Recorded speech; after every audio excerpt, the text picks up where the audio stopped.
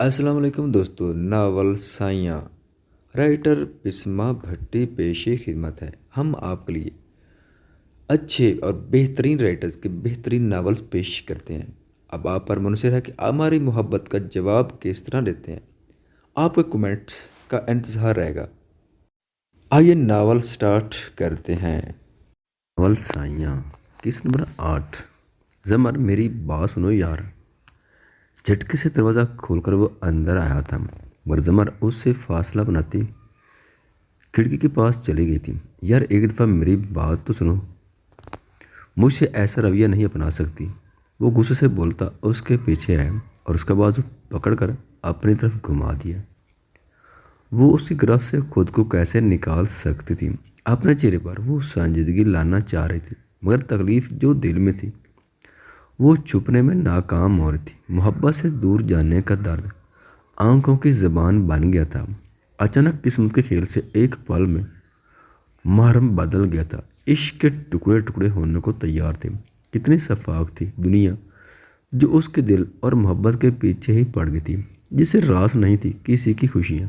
زمر میری جان، ایک دفعہ مجھ سے بات کر لوں۔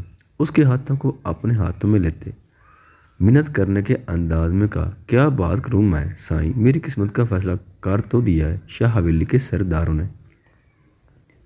مجھے آپ کی جان کے بدلے پیش کیا جائے گا۔ اب کون سی کمی رہ گئی ہے بات کی؟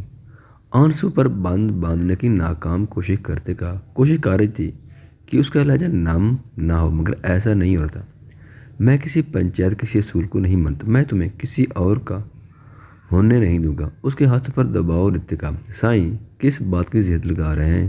کیوں دھوکہ دے رہے ہیں خود کو؟ الجھن زدہ لہجے میں کہا اور جھٹکے سے ہاتھوں سے اپنے ہاتھ نکالی۔ کیف یوسف شاہ اتنا بے غیرت نہیں کہ اپنی مانگ کو کسی اور کا ہونے دے، جان لے لوں گا سب کی۔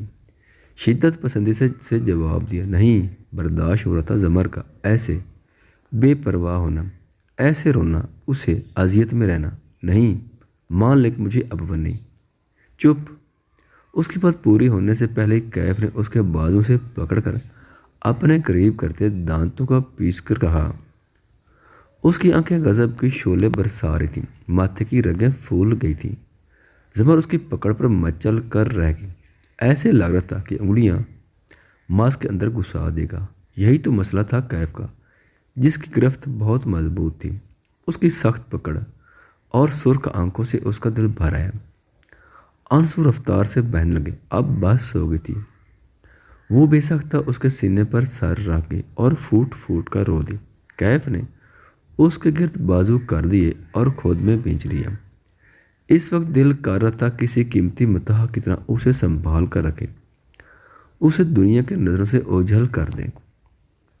اس کے آنسو اس کی شرٹ بھگو رہے تھے اور وہ لب بھینچے اس کو اپنے حصار میں لیے کھڑا تھا۔ وہ مرد تھا، اسے رونے کی اجازت نہیں تھی۔ چھوڑے سائیں، ایسے عرت نہ ڈالیں۔ عرت ایک دفعہ لگ جائے تو اترتی نہیں، جان پہلے لیتی ہے۔ اس کے حصار میں کس مساتے اپنے آنسوں پر بند باندھتے کہا، زمر شاہ کو اگر کسی کی عادت لگ سکتی ہے تو وہ صرف اور صرف کیف یوسف شاہ ہے، جس کی رگوں میں محبت خون بن کر دوڑتی ہے، جس کی سانسوں میں صرف زمر شاہ کی مہک ہے، جس کے دل میں صرف ایک ملکہ ہے، ایک راجدھانی ہے، ایک عشق ہے، اور وہ صرف زمر ہے، کیف کی زمر، صرف کیف۔ اس کے گرد مزید حصار کرتے کہا، زمر کے آنسو تو جیسے تھمنے کا نام نہیں لے رہتے اپنے محرم کی آغوش میں، دل تو ایسے ہی بھر آتا ہے۔ کیف نے اس کے آنسو اپنے ہونٹوں سے چنے۔ یہ جو بھی تھا بالکل غیر ارادی طور پر تھا۔ وہ دونوں تو کبھی پاس نہیں آئے تھے، کبھی کیف نے اپنی حدود نہیں پھلانگی تھی۔ زمر اس کے لمح سے بری طرح سے کانپ گئی تھی۔ اس کی سانسوں کی گرم تپش اس کے رخسار جلا رہے تھے۔ وہ ایک سیکنڈ میں لال کنداری روپ دھار چکی تھی۔ خود کے دل جو بے قابو پاتے، وہ اس کے سینے پر ہاتھ رکھ کر دور ہونے لگی، مگر کیف نے نہیں دور جانے دیا، بلکہ اس کے بازوؤں کو پکڑ کر مزید قریب کر لیا۔ زمر مزاحمت کرنے لگی تاکہ اس کے حصار سے نکل سکے۔ تم صرف میری ہو، صرف میری، کیف یوسف شاہ کی، سمجھی؟ اس کے بازو سے دیوار سے پن کرتے کہا، میں آپ کی نہیں ہوں۔ آپ کی ہوتی تو آج مجھ پر نہیں پوری پنچایت کے سامنے گئی تھے، وہ نام آنکھوں سے چلائے۔ زمر سامر صرف اور صرف کیف کیا، زندہ گاڑ دوں گا ہر اس شخص کو جو تمہیں مجھ سے چھینے گا۔ اس کی آنکھوں میں اپنی لال غصے تیش سے بھری آنکھیں ڈالتے کہا، رہنے دیجیے صاحب۔ اس کے ہاتھوں کو کندھے سے زور سے ہٹایا۔ کیف یوسف شاہ میں اتنا دم نہیں کہ وہ زمر سامر شاہ کی حفاظت کر سکے۔ محبت تو دور کی بات لگتی ہے۔ آنکھوں سے ٹپ ٹپ آنسو بہے اور وہ تیز سے چلی گئی۔ کیف یوسف شاہ اپنی چیزوں کو کسی اور کا ہونے نہیں دیتا۔ تم تو پھر میری محبت ہو زمر، تم میری آنکھ کے تیور نہ بھلا پاؤ گے۔ ان کہی بات کو سمجھو گے تو یاد آؤں گا۔ ہم نے خوشیوں کی طرح دکھ بھی اکٹھے دیکھے، صفحہ زیست کو پلٹو گے تو یاد آؤں گا۔ اس جدائی میں تم اندر سے بکھر جاؤ گے، کسی معذور کو دیکھو گے تو یاد آؤں گا۔ اسی انداز میں ہوتے تھے مخاطب مجھ سے، خط کسی اور کو لکھو گے تو یاد آؤں گا۔ میری خوشبو تمہیں کھولے گی گلابوں کی طرح، تم اگر خود سے نہ بولو گے تو یاد آؤں گا۔ آج تم محفل یاراں پہ ہو مغرور بہت، جب کبھی ٹوٹ کے بکھرو گے تو یاد آؤں گا۔ سائیں آپ آئیے۔ دروازے پر سیف کو کھڑے دیکھ کر انابی نے کہا، چہرے پر دوپٹہ کر چکی تھی اور کھڑکی کے پاس جا کھڑی ہو گئی۔ اتنی بے تکلفی نہیں تھی کہ آرام سے ہر شرم بالائے طاق رکھ کر اس کے روبرو ہو کر بات کریں۔ سیف اندر داخل ہوا اور سامنے صوفے پر بیٹھ گیا۔ اس کے چہرے پر سنجیدگی تھی، جیسے کوئی بہت اہم بات کرنی ہو۔ سائیں ٹھیک ہیں آپ؟ انابی نے جھجکتے پوچھا، کیونکہ اسے سیف کے تاثرات کافی سنجیدہ لگ رہے تھے۔ بات کرنی تھی تم سے، ہاتھوں کو آپس میں دباتے کہا۔ آواز کہیں سے بھی نرم نہیں لگ رہی تھی، نہ ہی ایسا لگ رہا تھا کہ کوئی عام سی بات کرنے آیا تھا۔ جی کہیے، اپنی عادت کے مطابق نرمی سے جواب دیا۔ تم سے کچھ بھی چھپا نہیں ہے جو شاہ حویلی میں چل رہا ہے۔ سیف نے گہرا سانس لے کر بات کا آغاز کیا۔ انابی نے سر اسبات میں ہلایا۔ سیف نہیں دیکھ رہا تھا اس کی طرف، یا شاید دیکھنا ہی نہیں چاہتا تھا۔ کیف کا معاملہ تمہارے سامنے ہے، جو فیصلہ ہوا، جو پنچایت بیٹھی، آغا جان کی زبانی سب معلوم ہے تمہیں۔ سیف نے سنجیدگی سے کہا، جی لیکن مجھے کیوں بتا رہے ہیں آپ؟ میں آپ کی بات کی گہرائی نہیں سمجھ پا رہی۔ انابی نے الجھتے ہوئے کہا، سیف تو کبھی اس کے کمرے میں نہیں آیا، تو اب ایسے آنا اور یہ بات کرنا سمجھ سے بالا تر تھا۔ سیف نے اس کی طرف نظر اٹھا کر دیکھا تو وہ خود میں سمٹی سی پریشان نظر سے اسے ہی دیکھ رہی تھی۔ میں تم سے جو بات کرنے آؤں وہ مجھے پتہ ہے تمہیں کافی تکلیف دے گی، لیکن یہ ضروری ہے۔ سیف نے پھر سے سنجیدگی سے کہا۔ آنکھیں انابی کی طرف اٹھنے سے انکاری تھیں، اور یہی بات انابی کو تانگ کر رہی تھی کہ سیف نے کبھی بھی نیچی نظریں کر کے بات نہیں کی تھی۔ وہ تو روب دکھا کر آنکھوں میں آنکھیں ڈال کر بات کرتا تھا، آج ایسے، اور وہ بھی انابی شاہ کے سامنے، یقین سے بالا تر تھا۔ کیوں الجھا رہے ہیں سائیں، کیا بات ہے؟ اصل کہیے نا، انابی نے بے تابی سے پوچھا۔ دیکھو انابی، تم جانتی ہو کہ میں یہ شادی بھی جان کی وجہ سے کر رہا ہوں، سیف نے اسی سنجیدگی سے کہا۔ انابی نے چونک کر اسے دیکھا، اور مجھے یقین بھی نہیں کہ میں اس رشتے کو نبھا بھی پاتا یا نہیں، لیکن جو میں نے اب فیصلہ کیا ہے وہ مشکل ضرور ہے، لیکن کئی زندگیوں کو محفوظ کیا جا سکتا ہے۔ سیف ٹکڑوں میں ٹھہر ٹھہر کر بات پوری کر رہا تھا، جیسے جو بات کہنی تھی اس کے لیے ہمت جمع کر رہا تھا۔ کیسا فیصلہ؟ انابی نے نم آنکھوں سے اسے دیکھتے پوچھا، جس نے اس کی ذات کو چند سیکنڈ میں کسی ناکام کر دیا تھا۔ کیف اور زمر ایک دوسرے کو بہت چاہتے ہیں، میں برداشت نہیں کر سکتا کہ زمر کے ساتھ ایسا ہو اور میرا بھائی جیتے ہوئے بھی زندہ ہو۔ زمر بھی سکون سے نہیں رہ پائے گی، وہ بھی ایک زندہ لاش بن جائے گی۔ شاہ حویلی میں محبتوں کا قتل ہو جائے گا، یہ مجھ سے دیکھا نہیں جائے گا۔ اپنے ہاتھوں کو مسلسل مسلتے ملتے سر چکائے وہ سنجیدگی سے کہہ رہا تھا، میری بہن ہے وہ سائیں، اس کا درد میرا درد ہے، میرے لیے بھی یہ بہت مشکل ہے برداشت کرنا، لیکن میں کیا کر سکتی ہوں سائیں؟ دل تو بہت کرتا ہے کہ میں کچھ ایسا کروں جس سے میری آپیں بچ جائیں، اس روایت کی بھیٹ نہ چڑھ جائے۔ بولتے بولتے اس کی آواز رند گئی، سر جھکا دیا، اسے لگ رہا تھا کہ وہ اب رو دے گی۔ سیف نے جبڑا پینچ لیا، کیونکہ وہ جو بات کہنے جا رہا تھا شاید اس کے لیے اس کی اپنی زبان لڑکھڑا رہی تھی۔ میں چاہتا ہوں کہ کیف اور زمر کسی طور الگ نہ ہوں، سیف نے ٹھہرے ہوئے لہجے میں کہا۔ پسینے کے ننھے قطرے ماتھے پر نمودار ہو گئے تھے۔ کیا سائیں، کیسے، کیا کر سکتے ہیں ہم؟ انابی نے فوراً کہا، کم سے کم اگر وہ اپنی بہن کو بچانے کے لیے کر سکتی ہے تو وہ ضرور کرے گی۔ انابی، میں چاہتا ہوں کہ تم خاموش ہو گیا، جیسے زبان ساتھ نہیں دے رہی تھی۔ میں کیا سائیں؟ اگر میں زمر اپی کو بچا سکتی ہوں یا کوئی ایسا کام جس میں میری ضرورت میں ساتھ دوں گی، وہ اس کے سامنے آتی تیز سے بولی۔ اس کی پریشان نم آنکھیں سیف کے چہرے پر ٹکی تھیں۔ تم بچا سکتی ہو؟ اس کی طرف دیکھتے کہا۔ اس کے دیکھنے پر انابی کی نگاہیں جھک گئیں۔ اس وقت بھی اس میں ہمت نہیں تھی سیف کی آنکھوں میں آنکھیں ملانے کی۔ بتائیں سائیں، حکم کریں۔ اسے عجیب تو لگا سیف کا ایسے صرف اسی سے مدد مانگنا، کیونکہ آج تک جتنے بھی پنچایتوں کے فیصلے ہوئے تھے اور اس میں بیٹیوں کو غلام یا منی دیا جاتا تھا اور اس کا کوئی دوسرا حل نہیں ہوتا تھا، اب یہ وقت جب شاہ حویلی پر آیا تو جہاں بڑے کچھ نہیں کر پائے وہاں یہ کیا کر سکتی تھی؟ ایسا کیا عمل تھا جو کر دینے سے اس کی بہن بچ سکتی تھی؟ انابیہ، میں چاہتا ہوں کہ تم زمر کی جگہ جاؤ۔ سیف نے بڑی مشکل سے الفاظ ادا کیے مگر کر دیے۔ انابی نے جھٹکے سے سر اٹھا کر اس کی طرف دیکھا جو آنکھیں اپنے ہاتھوں پر لگائے بیٹھا تھا اور سکون میں تھا۔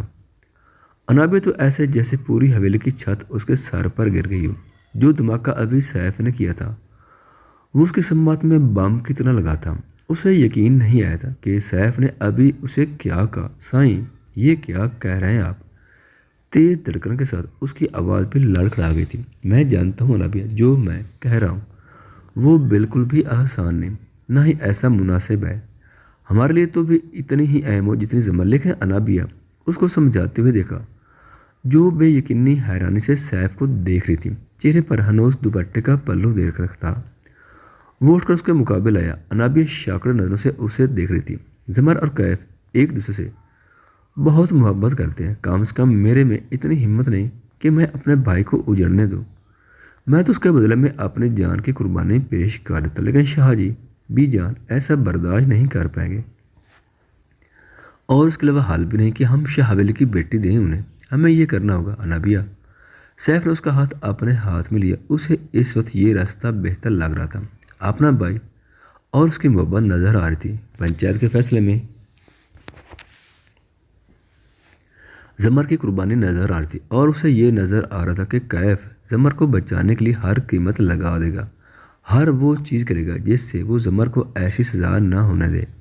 وہ جانتا تھا کہ کیف کتنا شدت پسند ہے زمر کے معاملے میں، اور ایسے سنگین صورتحال میں اسے یہی حل سمجھ رہا تھا شام جو فیصلہ ہو جانا تھا۔ آپ ایسا کیسے کر سکتے ہیں سائیں؟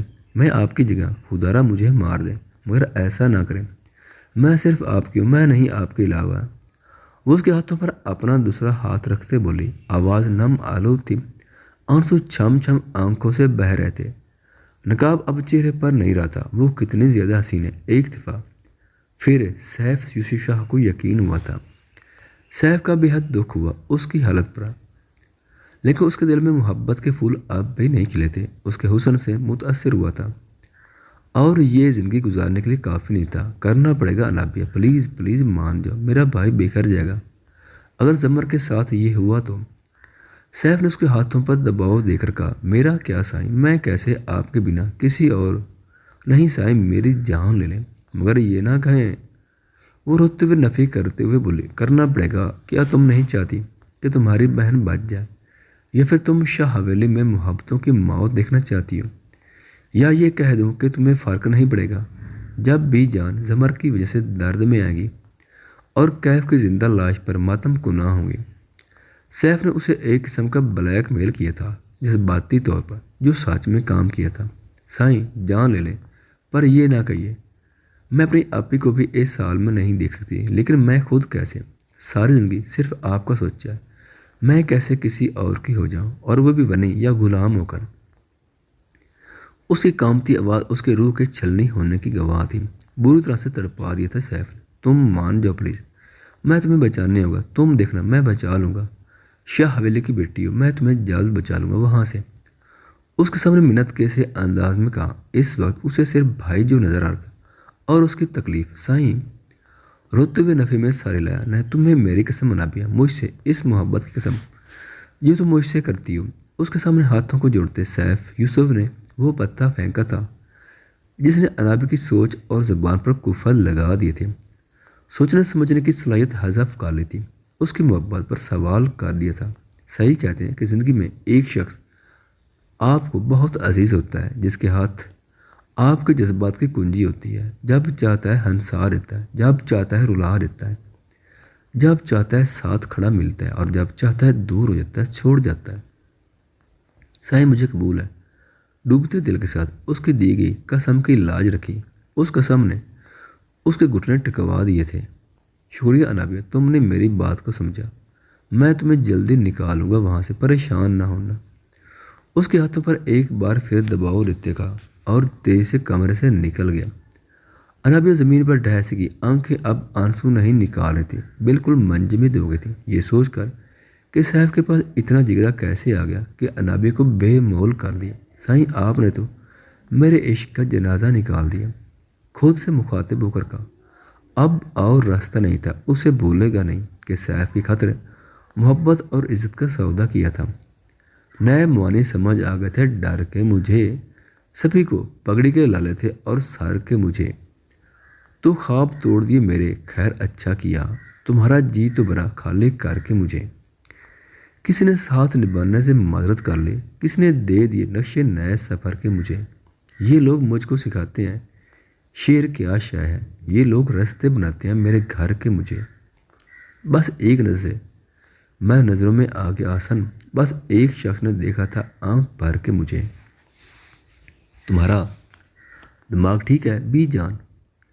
سیف کی طرف دیکھتی گرج کر بولی۔ سارے لوگ لاؤنج میں جمع تھے، سب بھی سیف کو حیران نظروں سے دیکھ رہے تھے، جبکہ کیف شاکر تھا کہ سیف اتنے آرام سے کیسے اپنی مانگ کو دینے کے لیے تیار ہو گیا تھا۔ بی جان، اس کے علاوہ کوئی چارہ نہیں، سیف نے سنجیدگی سے کہا۔ تم سب کا دماغ خراب ہو گیا، میری بیٹیوں کو کیوں قربان کر رہے ہو؟ سہیلا سامنے روتے ہوئے اونچی آواز میں بولی۔ آواز نیچی، سہیلا بلند آواز پر یوسف شاہ کی گراجدار آواز گونجی۔ سہیلا اپنی آواز کو دباتی رونے لگی، اور کیا کر سکتی تھی؟ مہم اوپر کمرے میں تھی، جسے زبردستی احسام چھوڑ کر آیا تھا کہ اگر یہ نیچے رہی تو اپنے فضول حرکتوں اور باتوں سے صرف کام بگاڑ دے گا اور کچھ نہیں، کسی صورت نہیں۔ خبردار، تم نے اگر انابیہ کے لیے ایسے الفاظ ادا کیے۔ احسام آگ برساتے نگاہوں سے سیف کے سامنے آتا بولا۔ سیف نے اسے دیکھا جس کی آنکھوں میں شدت کے جذبات تھے، یا شاید اسے لگا سیف تم کیا بول رہے ہو؟ زمر کی جگہ انابیہ، یہ کیا ہے؟ اب کے بار آغا جان نے سیف سے پوچھا۔ 2 گھنٹے باقی تھے واپس پنچایت میں جانے کے لیے۔ یہی صحیح آغا جان، کیف کو کیوں سزا دے رہے ہیں؟ زمر سے اتنی محبت کرتا ہے وہ، ایسے نہیں کریں آپ۔ سیف نے سنجیدگی سے جواب دیا۔ تو تمہیں فرق نہیں پڑتا؟ انابیہ بھی تمہاری مانگ ہے، آغا جان نے تفتیشی انداز میں پوچھا۔ آغا جان، مجھے ویسے بھی انابیہ پسند نہیں، میں یہ شادی تک نہیں کرنا چاہتا اور اس لیے کچھ خاص فرق نہیں پڑتا، سیف نے شفاقی سے کہا۔ سہیلا کے قدم لڑکھڑا گئے، زوبیہ نے جلدی سے اسے سار دیا۔ چٹاک، یہ تھپڑ بی جان نے مارا تھا۔ سیف نے بے یقینی سے انہیں دیکھا۔ مجھے افسوس ہے خود پر، تم میرے بیٹے ہو، تمہیں کس نے حق دیا اس کو ایسے بے ابرو کرنے کا، ایسی اس کی عزت کو 2 کوڑی کا کرنے کا؟ بی جان کی شکڑ حیران کن پریشان آواز لاؤنج میں گونجی تھی۔ انہیں یقین نہیں آ رہا تھا کہ جو بات انابیہ اور ان کے درمیان تھی وہ سیف نے اتنی ڈٹائی سے کہہ دی۔ یہ شادی کے کیے مان بھی تو کیا تھا، پھر کیسے آج سب کے سامنے اس کی قدر گنوا دی؟ میں تیری جان لے لوں گا سیف۔ احسام جھٹکے سے اس کے کالر پکڑ کر چیخا، غصے سے چہرہ سرخ ہو رہا تھا۔ سب نے حیرانی سے احسام کو دیکھا جو ایف کے کالر پکڑ کر کھڑا تھا۔ تو کیوں اتنا گرم ہو رہا ہے؟ سیف نے اس کی آنکھوں کو سمجھتے ہوئے سنجیدگی سے پوچھا۔ اس نے ساری زندگی تیرے نام کر دی، اس کے دل میں صرف تو تھا، تیرے علاوہ ہر محبت کی نگاہ کو دار کیا تھا اس نے، پاس نہیں آنے دیا۔ تو نے بڑی محفل میں اس کی عزت کو 2 کوڑی کا کیسے کر دیا؟ میں تیری جان لے لوں گا اگر تو نے انابیہ کے بارے میں کچھ بھی غلط سوچا۔ اس کے کالر کو مٹھی میں دبوچے وہ سیف کی آنکھوں میں غصے سے دیکھتے بول رہا تھا۔ تجھے کیا؟ تو کیوں اتنی ٹینشن لے رہا ہے؟ سیف نے اس کے ہاتھ پر اپنا ہاتھ سختی سے رکھتے کہا، کیونکہ میں اس سے آگے بول نہیں پایا، لب سی لیے اور اس کے کلر چھوڑ کر 2 قدم دور ہوا، بالوں میں ہاتھ پھیرنے لگا تاکہ خود کو کنٹرول کر سکے۔ کیونکہ کیا بول نا۔ سیف نے اسے 2 دفعہ ہٹ کیا۔ کیونکہ میں اسے پسند کرتا ہوں، محبت کرتا ہوں اس سے۔ اس کے خلاف جو ہوگا میں اس کی جان لے لوں گا۔ احسام نے طیش میں آ کر کہا۔ پورے لاؤنج میں یہ اعتراف بجلی بن کر گرا۔ سب شکڑ نگاہوں سے احسام کو دیکھ رہے تھے۔ سہیلا کی تو بس ہو گئی تھی۔ وہ اپنی بیٹیوں کی عزت کا جنازہ ایسے اپنے ہی گھر میں نکلتا کیسے دیکھ سکتی تھی؟ زوبی کی آنکھیں پتھرا گئی تھیں۔ زحمل کے چہرے پر بلا کی سنجیدگی آ گئی تھی۔ چٹاک اب یہ تھپڑ فضیلت نے احسام کو چہرے پر مارا تھا۔ انہیں اس وقت سخت شرمندگی ہو رہی تھی۔ احسام نے انہیں نہیں دیکھا تھا۔ وہ سمجھ رہا تھا کہ کیا کہا ہے اس نے۔ فضیلت نے کچھ نہ کہا، بس تیزی سے لاؤنج سے نکلتی اپنے کمرے میں چلے گئے۔ احسام اپنی زبان کا یہیں قفل لگا لو اور سب سن لو، ابھی ہم پنچایت جائیں گے، انابیہ کو تیار رکھنا۔ آقا جان نے سارے ماحول کو سمجھتے ہوئے کرختگی سے کہا اور اپنے کمرے کی طرف بڑھے۔ لیکن تیا جان، بس یہاں صرف انابیہ کی بات ہوتی، بس اور کچھ نہیں۔ اب کوئی بحث نہ کریں۔ احسام کے بولنے سے پہلے ہی آقا جان نے غصیلی روح دار آواز میں کہا اور اپنے کمرے کی طرف بڑھ گئے۔ میری بیٹی کی زندگی ایسی ہی رولنی تھی تو فرید بتا دیتے نا۔ میری زندگی کا حاصل ہے میرے بچے، اور مجھے اب سمجھ آئی کہ میری بیٹی کی مسکان کہاں اور کس وجہ سے غائب ہوگی۔ میری ماں زوبی شاہ کی آواز رہند گئی تھی۔ انہوں نے چہرے پر ہاتھ رکھ دیا اور رو دیا۔ زامل ان کی طرف بڑھا اور انہیں اپنے ساتھ لگا دیا۔ جبڑا بھین چکا تھا، ماہم اس کی لاڈو پلی بہن تھی، کوئی ایری گری نہیں جو فرق نہ پڑتا۔ احسام تیز سے اپنے کمرے کی طرف بڑھا۔ اسے علم تھا کہ ایسا ہونا تھا۔ فرید شاہ اپنا سر پکڑ کر صوفے پر ڈھہ سے گئے۔ بی جان کے کان ابھی تک اس بات کو تسلیم نہیں کر پا رہے تھے جو ابھی ہوا تھا۔ لڑکیاں تو نیچے تھی ہی نہیں، سب اپنے اپنے کمرے میں تھیں۔ اب لاؤنج میں خاموشی تھی۔ کسی کے پاس نہ الفاظ تھے، نہ کوئی بات تھی جو کر سکتے۔ تو یہ طے ہوا کہ شواب کھوکھر کے قتل کے بدلے یوسف شاہ کی بھتیجی انابیہ سامر شاہ کو بطور ونی دیا جاتا ہے۔ سب راضی ہیں اس فیصلے سے۔ سرپنچ نے کہا۔ سب کو افسوس تو ہو رہا تھا، مگر یہی انصاف تھا تو رضامندی دینی پڑی۔ یوسف شاہ کا آج سر جھکا ہوا تھا۔ ایک دفعہ پھر تاریخ دہرائی گئی تھی۔ کیف نے اس پر بھی بہت احتجاج کیا تھا، مگر اسے چپ رہنے کو کہا گیا۔ احسام نے کافی بوالا مچایا، مگر اس کی نہیں سنی گئی تھی، بلکہ اسے حویلی رہنے کا حکم ملا تھا۔ آقا جان کے سامنے اس کا بھی بس نہیں چلا تھا۔ ڈیڈ، میں کسی صورت یہ قبول نہیں کروں گا۔ وہاب نے دبی آواز میں انکار کیا۔ یہ کام تو وہ گھر سے کرتا آ رہا تھا، مگر کھوکھر نے اسے شیریں کی دھمکی دی تھی۔ اگر یوسف شاہ کی حویلی کی بیٹی جو ونی نہ کیا تو شیریں کو ہمیشہ ہمیشہ کے لیے دور کر دے گا۔ چاروں نچار اسے پنچایت میں آنا پڑا۔ ایسا کرنا ہوگا ورنہ شیریں کو بھول جاؤ۔ نیاز کھوکھر نے اس کی طرف آنکھیں نکالتے کہا۔ وہاب لب بھینچ کر رہ گیا۔ جب انابیہ کو شال میں یعنی پردے میں لایا گیا تو وہاب کے دماغ پر جیسے دھماکے ہوئے تھے۔ قمر نے جو تصویر دکھائی تھی اس میں یہی حکمیت تو تھا اس کا۔ اسے یاد آیا کہ وہ بھی تو شاہ حویلی کی بات کرتا تھا، انابیہ ہی نام بتاتا تھا، یعنی جسے اس کا دوست چاہتا ہے وہ تو یہی ہے۔ ایک سیکنڈ لگا تھا وہاب کو پلان بنانے میں۔ وہاب نے پھر شرط یہ کہ نکاح گھر ہوگا، وہ یہاں نہیں کرے گا، کیونکہ کھوکھر اس وقت پاور میں تھا۔ اس طرف کی بات ماننی پڑی۔ وہاب نے گاڑی میں بیٹھ کر موبائل نکالا۔ مجھے گھر مل 5 منٹ میں، ورنہ اپنے نہ آنے پر ساری زندگی پچھتائے گا۔ موبائل پر میسج لکھ کر قمر کو بھیجا۔ اب جو پلان اس نے بنایا تھا اس پر عمل کا وقت تھا۔